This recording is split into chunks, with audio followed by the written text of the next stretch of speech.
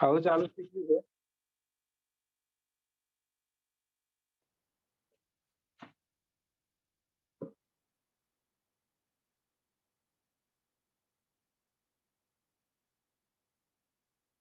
Clear? તો આ બધા ગોલ હતા.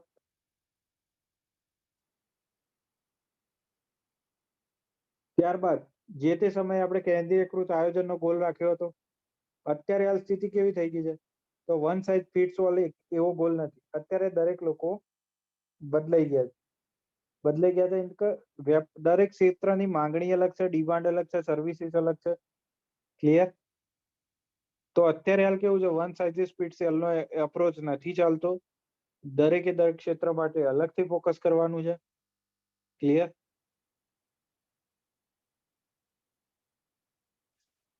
ટેકનોલોજીની હરણફાળમાં દેશના વિકાસ અને સુશાસન માટે તેનો ફાળો મહત્વપૂર્ણ છે. ટેકનોલોજીના પૂર્ણ ઉપયોગથી સંસાધનોનો મહત્તમ ઉપયોગ થાય એના ઉપર ફોકસ, એટલે કે ટેકનોલોજી ઉપર મેક્સિમમ ફોકસ છે. એક તો આપણું જે લેટેસ્ટ ટેકનોલોજી આવી રહી છે એના ઉપર ફોકસ, એટલે નીતિ આયોગ ભાઈ જેવી ટેકનોલોજી આવે એના ઉપર ધ્યાન કેન્દ્રિત કરવામાં આવે છે. ક્લિયર? આ બધા જ ઉદ્દેશોની પૂર્તિ માટે આયોજન પરથી આપણે એક નવી સંસ્થા ઉપર આવી ગયા, નીતિ આયોગ. તો મેન ગોલ છે શું? એને સહયોગાત્મક અને સ્પર્ધાત્મક સંઘવાદ. કઈ રીતે ભાઈ? તો દર મહિને તમે લોકો આગળ વધતા જશો એમ તમે સાંભળશો કે નીતિ આયોગે ફલાણો ઇન્ડેક્સ બહાર પાડ્યો, નીતિ આયોગે આ ઇન્ડેક્સ બહાર પાડ્યો. તો ઇન્ડેક્સ બહાર પાડે એનો મતલબ શું? કોમ્પિટિશન વધારી રહ્યા છે. જેમ સ્ટુડન્ટની અંદર કોમ્પિટિશન હોય એમ સ્ટેટની અંદર કોમ્પિટિશન વધારવા માટે નીતિ આયોગ જુદા જુદા ઇન્ડેક્સ બહાર પાડે. તમે સાંભળ્યું હશે ભાઈ એક્સપોર્ટ ઇન્ડેક્સ બહાર પાડ્યો નીતિ આયોગે, ફૂડ ઇન્ફ્લેશનનો ઇન્ડેક્સ બહાર પાડ્યો, ફૂડ સિક્યુરિટીનો ઇન્ડેક્સ બહાર પાડ્યો, ટેકનોલોજીમાં કેટલું ડેવલપમેન્ટ થયું એનો ઇન્ડેક્સ બહાર પાડ્યો, સ્કૂલ એજ્યુકેશનનો ઇન્ડેક્સ બહાર પાડ્યો. દર 2-4 મહિને કંઈક નવા ઇન્ડેક્સ લઈને આવી જશે. તો એનાથી શું થાય? ગુજરાતનો રેન્ક જો ટોપ 10 માં ના આવે તો બધાની અહીંયા ઊંઘ ઉડી જાય, નેતાઓની ને એક્ઝિક્યુટિવની. તો ભાઈ કેમ આપણે એટલા પાછળ? એક બાજુ આપણે કહીએ છીએ આપણે વિકાસ વાળા દેશ રાજ્ય છીએ, તો આપણે કેમ ટોપ 10 માં નહીં આવતા? તો કોમ્પિટિટિવ ફેડરલિઝમ ડેવલપ થાય, બધા લોકો એનાથી ઇન્સ્પિરેશન લે. એટલા માટે કોમ્પિટિટિવ ફેડરલિઝમ ને કોઓપરેટિવ ફેડરલિઝમ એટલે બધા એક સાથે મળી કાર્ય કરશું. જેમ કે જીએસટી લઈ લો તો સૌથી મોટું ઉદાહરણ છે જીએસટી કોઓપરેટિવ ફેડરલિઝમનું, કે જેમાં રાજ્ય અને કેન્દ્ર સાથે મળી કાર્ય કરે.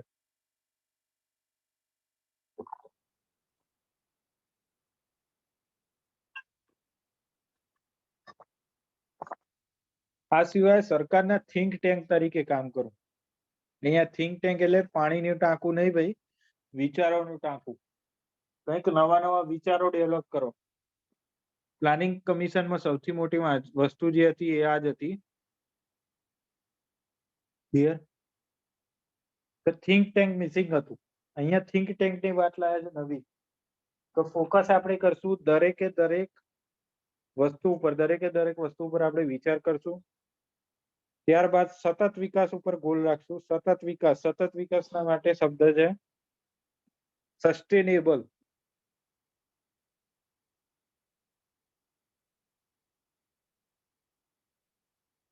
અથવા તો ટકાઉ વિકાસ, કે જેનાથી ભવિષ્યની પેઢીને કોઈ નુકસાન ના થાય, એના ઉપર ગોલ છે. આ સિવાય રાજ્યના મિત્ર તરીકે કેન્દ્રમાં કાર્ય કરવું, કે રાજ્યના દરેક સમસ્યાઓ હોય એ કેન્દ્ર સુધી પહોંચાડવી. ક્લિયર? આ જે ગુડ ગવર્નન્સ નો હમણાં ઇન્ડેક્સ આવ્યો એમાં ગુજરાત ટોપ પર છે. ગુજરાત તો મોટાભાગના ઇન્ડેક્સમાં ભાઈ ટોપ 10 માં આવી જ જતું હશે, તમે જોઈ લે.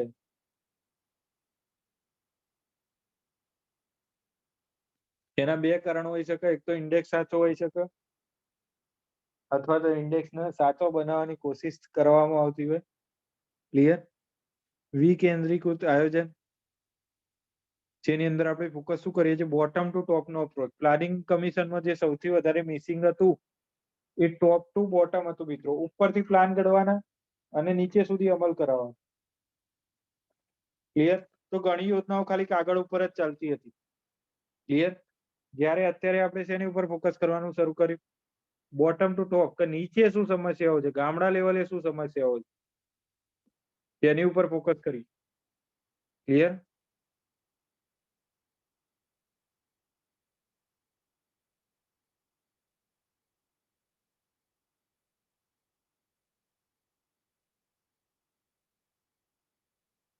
જ્ઞાન અને નવીનતાના હબ તરીકે કાર્ય કરવું. કેન્દ્ર અને રાજ્ય વચ્ચે જે સંઘર્ષ થઈ રહ્યા હોય અથવા રાજ્યો વચ્ચે એનો ઉકેલ લાવવામાં મદદ કરવો. ડેમોગ્રાફિક ડિવિડન્ડ પ્રાપ્ત કરવા પ્રયત્નો કરવા. ડેમોગ્રાફિક ડિવિડન્ડ એટલે શું મિત્રો, કોઈ ખ્યાલ કરો?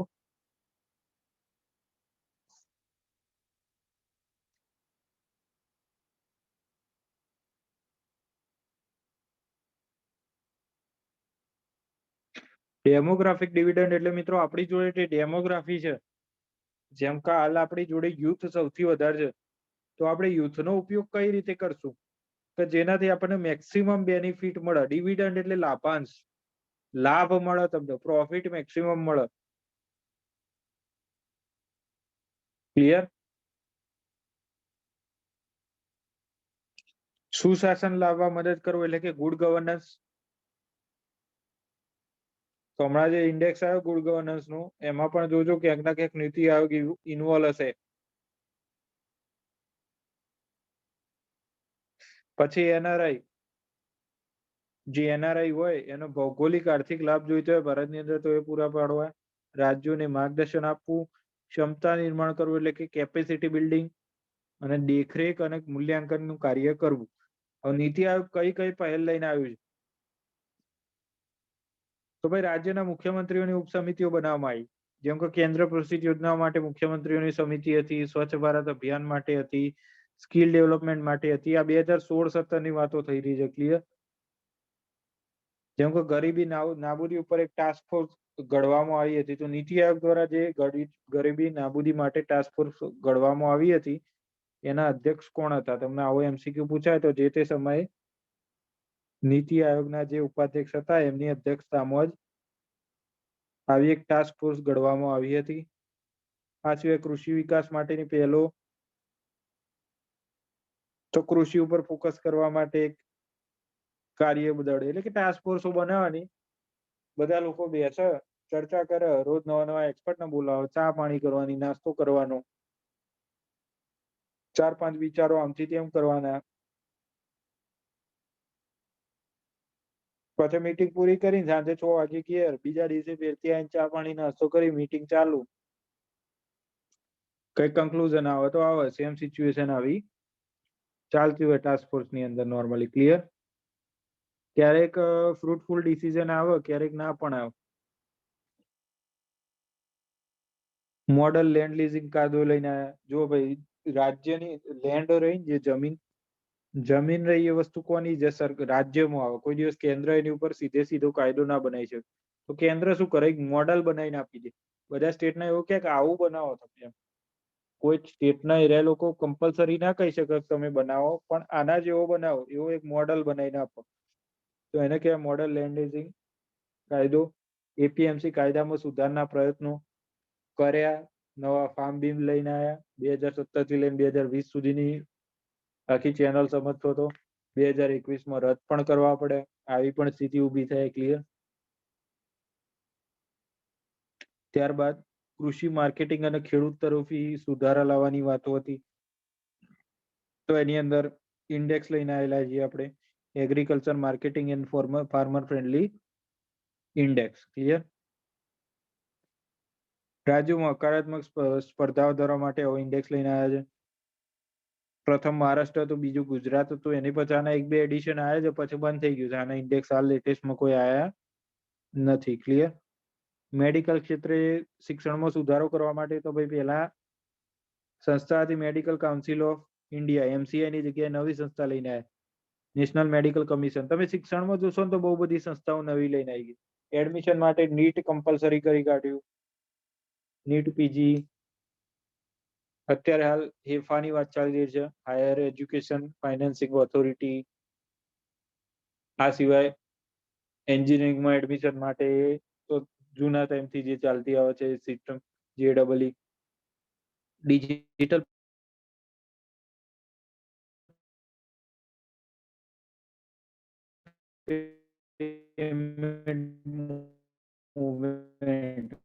જેની ઉપર આગળ ચંદ્રબાબુ નાયડુની યુપીઆઈ લઈ લો કે ડેબિટ કાર્ડની અંદર તમે ડિસ્કાઉન્ટ મળશે તમને. એ બધા પ્રયત્નો જે કરવામાં આવ્યા સરકાર દ્વારા, યુપીઆઈ અત્યારે હાલ એક રિવોલ્યુશનરી સ્ટેપ કહી શકાય આખા વર્લ્ડની અંદર. આવું ટ્રાન્સફર વાળી સિસ્ટમ કોઈ સારી રીતે જો કોઈ દેશની અંદર ચાલતી હોય તો ભારતમાં છે. રૂપે કાર્ડ લઈને આવ્યા, ભીમ એપ લઈને આવ્યા હતા. આવી ઘણી બધી યોજનાઓ સરકાર દ્વારા લાવવામાં આવી, જેના લીધે ડિજિટલ પેમેન્ટમાં સારા એવા પ્રમાણમાં તમને પ્રોગ્રેસ જોવા મળશે.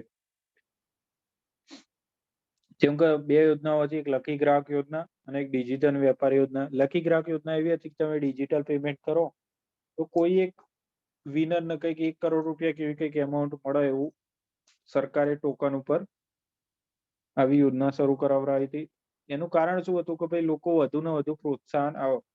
આ વસ્તુ કેવી છે, તમે માર્કેટિંગની અંદર એક કોન્સેપ્ટ આવે છે હેબિચ્યુઆલિટી, અથવા તો જેને આપણે કહીએ છીએ હેબિટ. આજથી 5 વર્ષ પહેલા પેટીએમ એપ ઘણા ખરા લોકો વાપરતા હતા. ત્યારે પેટીએમ એક સ્કીમ લઈને આવેલી કે તમે પેટીએમ એપ કોઈ પણ નંબર ઉપરથી લોગિન કરો તો તમને 10 રૂપિયા કેશબેક મળશે. તો ઘણા લોકોએ આખા ઘરના જેટલા નંબર હશે બધા નંબર ઉપર પેટીએમ નું એકાઉન્ટ ખોલી દીધું હશે, કારણ કે 10 રૂપિયા કેશબેક આવો એટલે જલસા થઈ જાય. સેમ ટેકનિક વાપરી જીઓએ, માર્કેટિંગ ટેકનિક.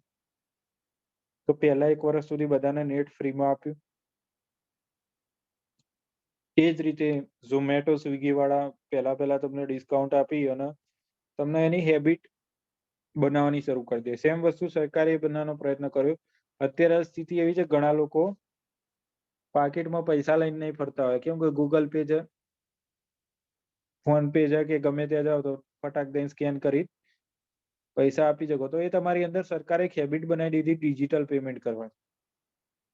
ક્લિયર? તો હેબિટ બનાવવા માટે આવી યોજનાઓ ઘણીવાર માર્કેટિંગ સ્ટ્રેટેજીમાં વપરાતી હોય છે. આ સિવાય નીતિ આયોગે ફોકસ કર્યો અટલ ઇનોવેશન મિશન. સારું એવું નામ આવ્યું છે, અટલજીના નામ ઉપરથી આનું નામ આપવામાં આવ્યું છે, અટલ ઇનોવેશન મિશન, કે જેની ઉપર ફોકસ છે એના ઉપર હતું નવોન્મેષ, ઇનોવેશન અને ઉદ્યોગ સાહસિકતા, એન્ટરપ્રિન્યોરશિપ. આ બે વસ્તુ ઉપર સૌથી વધારે ફોકસ કરવામાં આવે. તમારામાંથી જો કોઈ પણ માણસ 2015 પછી કોલેજમાં હશે તો એને ખબર હશે કે 2015 પહેલા શું સ્થિતિ હતી, 2015 પછી શું સ્થિતિ છે. સ્ટુડન્ટ સ્ટાર્ટઅપ ઇનોવેશન પોલિસી જોવા મળે તમને.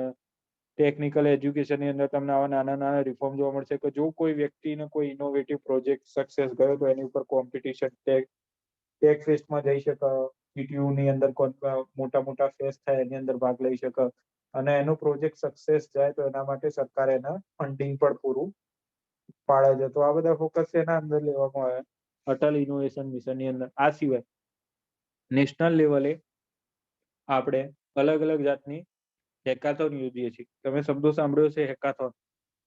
હેકાથોન એટલે કે એની અંદર ટાર્ગેટ હોય કે ભાઈ આની વસ્તુ ઇલેક્શન માટે કોઈ હેકાથોન હોય, કે રેલવેની અંદર કોઈ નવા ચેન્જીસ લાવવા હોય તો એના માટે હેકાથોન હોય. તો એનાથી શું થાય કે નવા નવા આઈડિયાઝ મળે, અને આઈડિયા જો સક્સેસફુલ જાય તો એના આધારે ઘણા લોકો ઉદ્યોગ સાહસિક બની શકે. ક્લિયર? આ સિવાય તમે શબ્દ સાંભળ્યો સ્કિલ ઇન્ડિયા, સ્ટાર્ટઅપ ઇન્ડિયા. તો આની અંદર સરકાર દ્વારા મોટા પ્રમાણમાં લોકોને નાણાકીય સગવડ પૂરી પાડવામાં આવે છે કે જેનાથી એ લોકો સેલ્ફ રિલાયન્ટ બની શકે. જો કોઈ વ્યક્તિ મિત્રો ઉદ્યોગ સાહસિક બને તો એકની સાથે 10નો રોજગાર આપે, કારણ કે એના અલગ અલગ માણસોની જરૂર પડતી હોય. ક્લિયર? એના ભાગરૂપે અટલ ટિંકરિંગ લેબ શરૂ કરવામાં આવી. આખા ભારતમાં 500 જેટલી શાળાઓમાં આ પ્રકારની લેબ શરૂ કરવામાં આવી છે. આ સિવાય અટલ ઇન્ક્યુબેશન સેન્ટર સ્થાપવામાં આવે છે કે જ્યાં ઉદ્યોગ સાહસિકતાઓને જે ઉદ્યોગ સાહસિકતાનો ગોલ લઈને ગયા હોય એમને પ્રોત્સાહન આપવા માટે આખી સિસ્ટમ છે. આ સિવાય સ્વાસ્થ્ય શિક્ષણ, પાણીના વ્યવસ્થાપન, આ બધા ઉપર ફોકસ કરવામાં આવે છે. એના માટે ઇન્ડેક્સ બહાર પાડે છે નીતિ આયોગ, જુદા જુદા ઇન્ડેક્સ બહાર પાડે છે કે હેલ્થની અંદર હાલ કયા રાજ્યની કેવી સ્થિતિ છે, વોટર મેનેજમેન્ટમાં કોણ આગળ છે, એમાં ઇન્ડિયામાં ગુજરાત આગળ જ હોય છે વોટર મેનેજમેન્ટ ઇન્ડેક્સમાં તમે જોશો તો. ત્યારબાદ નીતિ આયોગે 3 એજન્ડા બહાર પાડ્યા હતા. એક તો 15 વર્ષનો પ્રોગ્રામ હતો, એનું નામ આપ્યું વિઝન. તો 2015 થી લઈને 15 વર્ષ એટલે 2030 સુધી આપણે શું કરશું, તો આ વિઝન ડોક્યુમેન્ટ હતો આખો. ત્યારબાદ 7 વર્ષની એક પોલિસી લઈને આવ્યા, સ્ટ્રેટેજી. રણનીતિને ઇંગ્લિશમાં કહેવાય સ્ટ્રેટેજી. તો આખી સ્ટ્રેટેજી લઈ રહ્યા. 7 વર્ષમાં અમે આવું કામ કરશું 2017-18 થી લઈ અને 2023 સુધી. અને 3 વર્ષનો એક એક્શન એજન્ડા હતો. જીપીએસસી તમને આમાં એમસીક્યુ એ રીતે પૂછી શકે કે એક્શન એજન્ડા નીતિ આયોગનો કેટલા વર્ષનો હતો. આ એમસીક્યુ લગભગ 2 થી 3 વાર તો પૂછી જ લીધો છે. તો 3 વર્ષનો એજન્ડા હતો નીતિ આયોગ. હવે આપણે બધી 5 યર પ્લાનને કમ્પેર કરીએ મિત્રો,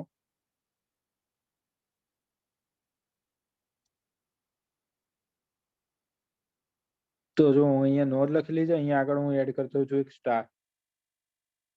સ્ટાર આગળ એડ કરવાનું કારણ તમને કહી દઉં કે આમાં જે હું સ્ટાર કરું છું એ યોજનાની અંદર આપણે ટાર્ગેટ કરતા વધુ ગોલ મેળવ્યો હતો એવી યોજનાઓ કેટલી છે?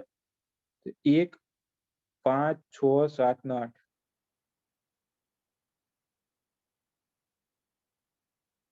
પહેલી યોજનામાં જો આપણો ટાર્ગેટ હતો 2.1, આપણે અચીવ કેટલો કર્યો? 3.7. પછી તમે 5, 6, 7 અને 8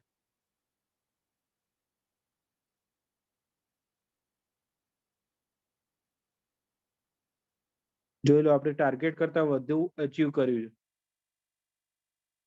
તમને જીપીએસસી સીધો એમસીક્યુ પૂછી શકે, આગળ બી એક વખત પૂછ્યો તો કે કઈમાં આપણું ટાર્ગેટ અચીવ થયું. હવે બધા લોકો શું હોય કે ઇન્ડિયા જેવો દેશ છે તો પહેલા વર્ષમાં તો આપણે ટાર્ગેટ અચીવ ના જ કરી શક્યા હોય, કારણ કે આપણે આપણો ખુદનો વાંચવાનો ટાર્ગેટ અચીવ નહીં કરતા કે ભારત તો ક્યાંથી પૂરો ટાર્ગેટ અચીવ કરી શકે એમ. એટલે ઘણા લોકો આમાં પહેલી યોજના ટીક જ ના કરે, પણ પહેલી યોજના આપણી સક્સેસ ગઈ હતી મિત્રો. આ ટાઈમે ગવર્મેન્ટ કઈ હતી એની ઉપર આપણે ફોકસ રાખવાની જરૂર નથી, પણ પહેલી યોજના વખતે નહેરુ સાહેબની સરકાર હતી. 5મી યોજના વખતે ઇન્દિરા ગાંધી સરકાર હતી. 6ઠ્ઠીમાં પણ ઇન્દિરા ગાંધી સરકાર. 7મી યોજનામાં રાજીવ ગાંધી સરકાર. 8મી યોજનાની અંદર કોંગ્રેસની સરકાર હતી, પીએમ નરસિંહ રાવ. જો યાદ રાખવું હોય તો તમે. ક્લિયર?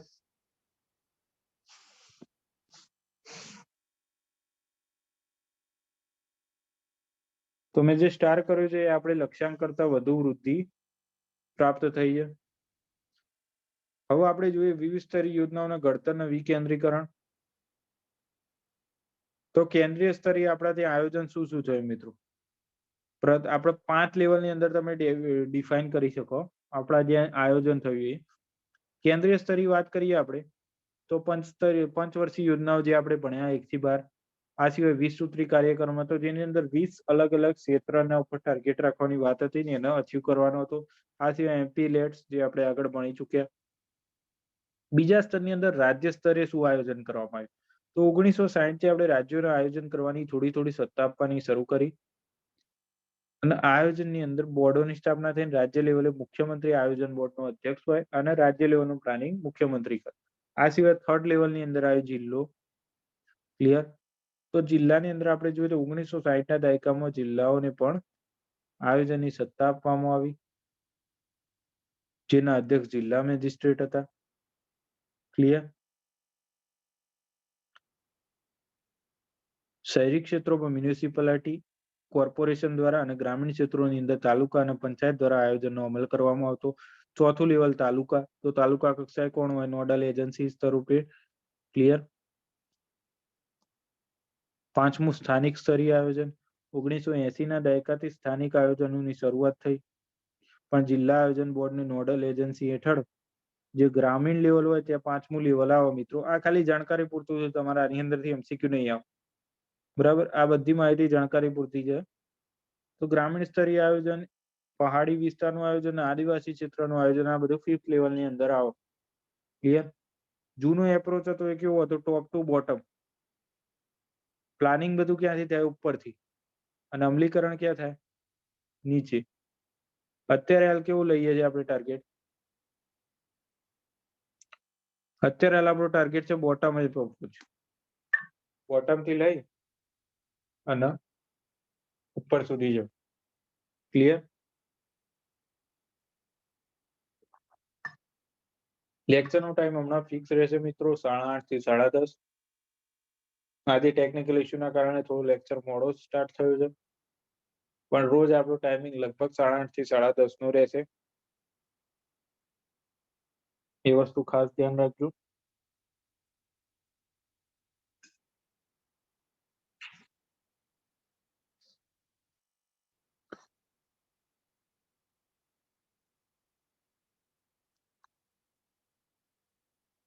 આયોજનની પ્રક્રિયામાં સ્થાનિકથી તાલુકા, જિલ્લા, રાજ્ય સુધી એકીકૃત પંચવર્ષીય યોજનાઓ બનાવવાની વાત ચાલી. ત્યારબાદ દરેક સ્તરના આયોજન માટે તાલમેલનો અભાવ હતો.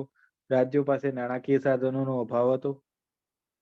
સ્થાનિક આયોજન એ કોઈ બંધારણીય આધાર ન હોવાથી તે રાજ્યની પૂરક માત્ર બની ગયા. કેમ કે ભાઈ જે તે સમયે 73મો 74મો સુધારો અમલમાં ન હતો.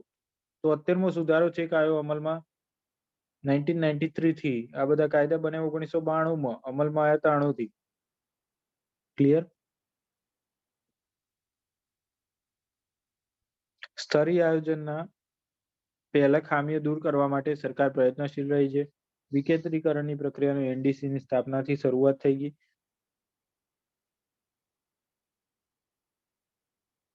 10મી, 11મી અને 12મી પંચવર્ષીય યોજનાના ઘડતરમાં રાજ્યો ઉપર વધુ ફોકસ કરવામાં આવ્યું હતું. ક્લિયર?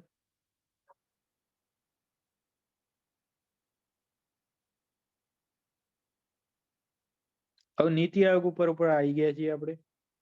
હવે વાત કરીએ આપણે ઇકોનોમિક્સ રિફોર્મની. આર્થિક સુધારાઓ. ભારતની અંદર જે આર્થિક સુધારાઓ આવ્યા, જે એલપીજી કરીને 2-4 મિત્રોના ક્વેશ્ચન હતા, એલપીજી પણ અહીંયા સોલ્વ થઈ જશે. આર્થિક સુધારા લાવવાની જરૂર કેમ પડી? તો એના પહેલાની સ્થિતિ શું હતી? તો ભાઈ સરકારે ખાનગી ક્ષેત્ર અને બજાર ઉપર અંકુશ રાખ્યો હતો. મેં તમને આગળ સમજાવ્યું પ્રમાણે કે ખાનગી ક્ષેત્ર હોય તો લાયસન્સ લેવું પડે કમ્પલસરી. તમારે પહેલી કન્ડિશન આ હતી. બીજી વસ્તુ કે તમે આટલું જ પ્રોડ્યુસ કરશો અને પ્રોડ્યુસનો રેશિયો કોણ નક્કી કરશે? સરકાર નક્કી કરશે. અને ઇન્સ્પેક્ટર રાજ હતો. ઇન્સ્પેક્ટર રાજ એટલે કે ગમે ત્યારે સરકારના ઇન્સ્પેક્ટરો તમારા ત્યાં ચેક કરવા આવો. જો પૂરતા ડોક્યુમેન્ટ ના હોય, પૂરતી કોઈ તમારી પાસે કોમ્પ્લાયન્સ ના હોય, તો એના કારણે શું થતું? કરપ્શનનું લેવલ વધુ જોવા મળતું હતું. તો લાયસન્સ રાજ અને પરવાના નીતિ, કોટા નીતિ કહેવાય છે જેને, કે તમે આટલું જ પ્રોડ્યુસ કરી શકો એવા કોટા આપી દીધેલા તમે. ક્લિયર? જાહેર ક્ષેત્ર ઉપર વધુ પડતી જવાબદારી હતી. એટલે કે બધી વસ્તુઓ જાહેર ક્ષેત્ર. એટલે ગાડી બનાવી મારુતિ સુઝુકી, જે તે સમયે તમને ખબર હોય મારુતિ કંપની પહેલા ભારત સરકાર પોતે ચલાવતી. હવે ગાડી બનાવવાની વસ્તુ સરકારના હાથમાં કેટલું યોગ્ય? એમ દરેક વસ્તુ ઉપર જાહેર ક્ષેત્રની હિસ્સેદારી હતી. ધીરે ધીરે હવે સરકારે ડિસઇન્વેસ્ટમેન્ટ કરી કાઢ્યું. એક સમય એવો હતો કે ટૂથપેસ્ટ બનાવવાની કંપની બી સરકારની હોય એમ. આવા ઘણા બધા ઉદાહરણો જોવા મળે છે. ક્લિયર? તો આંતરમાળખાકીય સગવડો ઊભી કરવાની જવાબદારી પણ સરકાર પર હતી. એટલે ઇન્ફ્રાસ્ટ્રક્ચર ડેવલપમેન્ટ કોણ કરશે? સરકાર. બધી વસ્તુઓ બનાવશે કોણ? સરકાર. તો સરકાર ઉપર ભાર કેટલો વધી ગયો? અને એક બાજુ બીજા લોકોને લાયસન્સ કોણ આલશે? તો સરકાર. સરકાર જોડે સ્ટાફ હતો ને કામ બહુ બધું હતું. તો ઉત્પાદનના સાધનોનો અપૂરતો બિન કાર્યક્રમ ઉપયોગ થવાનો શરૂ થઈ ગયો. એનો મતલબ શું? ઓએનજીસી ની કેપેસિટી હતી ભાઈ કે 5. ઓએનજીસી ને આપણે કોઈ બધું ઉદાહરણ લઈએ કે ભાઈ મારુતિની કેપેસિટી હતી રોજની 500 ગાડીઓ બનાવવાની. ક્લિયર? મારુતિની કેપેસિટી હતી રોજની 500 ગાડીઓ બનાવવાની. પણ કે ભાઈ 500 ગાડી બનાવવાની હોય તો દરેક ગાડીના ઓર્ડર ઉપર આ અધિકારીની સહી જોઈશે, આની સહી જોઈશે, આ જોઈશે, આ જોઈશે, કઈ ડીલે. તો 500 ના કારણે રોજની 400 જ ગાડી બને. પ્રોડક્શન કેપેસિટી 500 ની છે. પણ તમે સરકારની અંદર જશો અથવા જે લોકો સરકારની અંદર હશે એમને ખબર હશે કે નાનામાં નાની વસ્તુ માટે બી સહી સાથે ક્લિયરન્સ જોઈએ. તો આવા ક્લિયરન્સ દરેક જગ્યાએ સાઇન એવી બધી પ્રોબ્લેમના કારણે શું થવા લાગ્યું? તો સરકારની જે એફિશિયન્સી હોય એ ઘટવા લાગી. તો એની જે એફિશિયન્સી હતી લેવલ ઘટવા લાગી. ક્લિયર?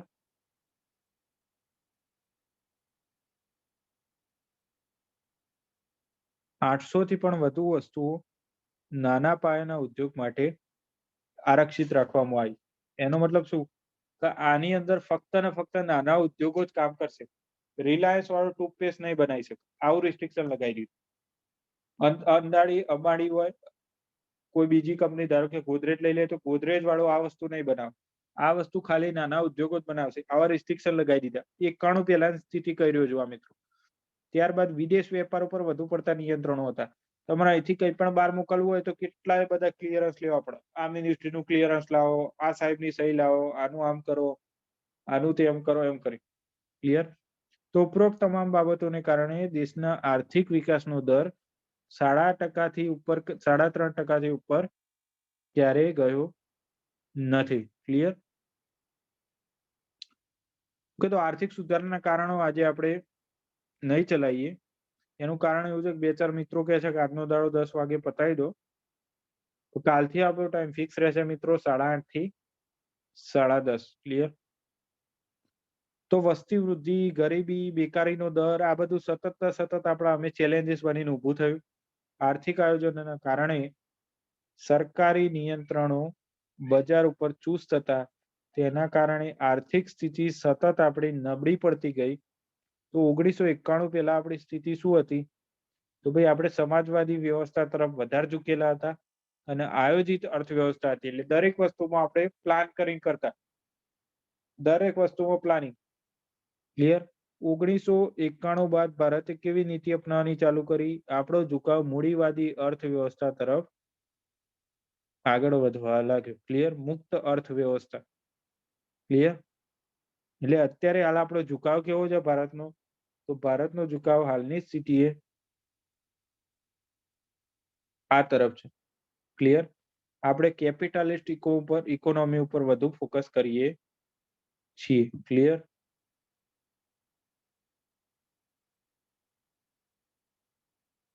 ઓકે, તો આજનું લેક્ચર આપણે અહીંયા સુધી રાખીએ છીએ. કોઈને કોઈ ક્વેરી થઈ છે અહીંયા સુધી? આર્થિક સુધારા આપણે કાલે ચલાવીશું.